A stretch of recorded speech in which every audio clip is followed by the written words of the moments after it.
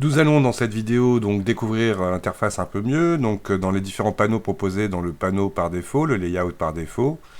Donc vous avez notre fenêtre de 3D perspective, l'outliner dans lequel vous pourrez lister tous les objets présents dans votre scène, à savoir que tout ce que vous créez en 3D seront des objets, et du coup ils seront listés ici. Vous pourrez créer des collections, des dossiers dans lesquels organiser votre travail. Le panneau inférieur ici sera le panneau des propriétés qui vous permettra donc de pouvoir apporter des réglages à votre scène. Donc tous les onglets que nous avons jusqu'ici sont les onglets qui seront que vous aurez à chaque type d'objet. Ensuite, en fonction des différents objets que vous allez sélectionner, vous aurez les options concernant ces objets en cours. Dans la fenêtre 3D, vous les voyez à partir du moment où vous sélectionnez. Donc par défaut, vous avez l'outil de sélection, Select Box. Un simple clic vous permet de sélectionner un objet.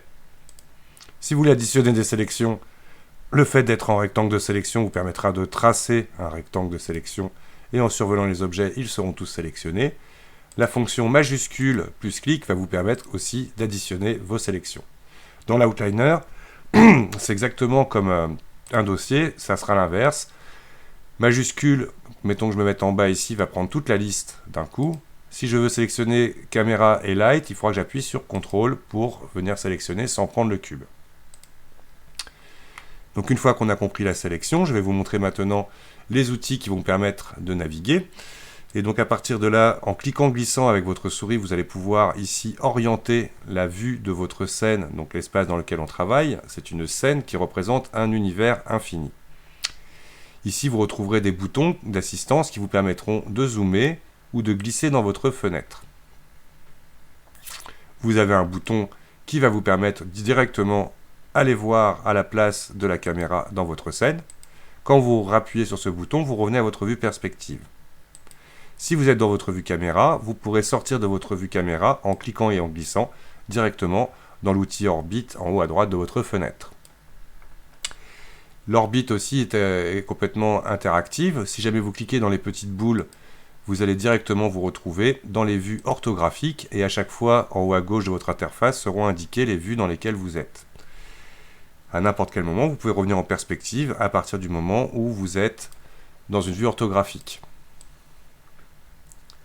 Les axes que l'on peut voir, les petits traits là, que l'on voit qui rejoignent les petites boules, ceux-ci permettent de comprendre les côtés positifs ou négatifs de votre univers.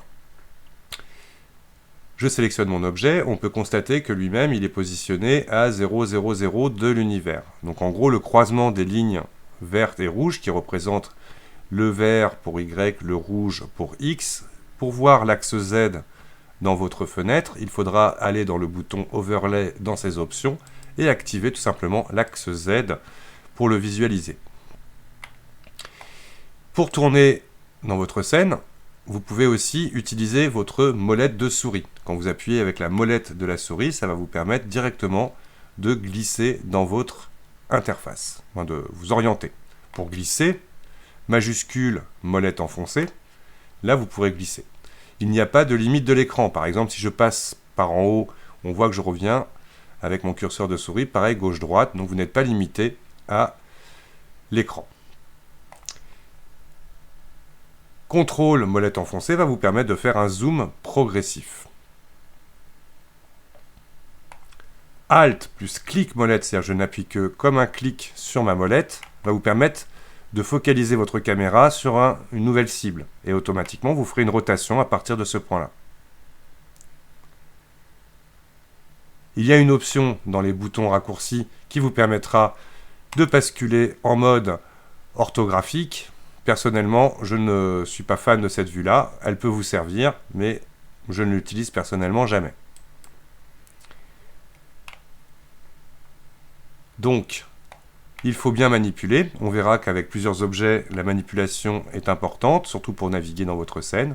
Et donc pour cela, dans la prochaine vidéo, nous allons apprendre à déplacer nos géométries dans cet univers.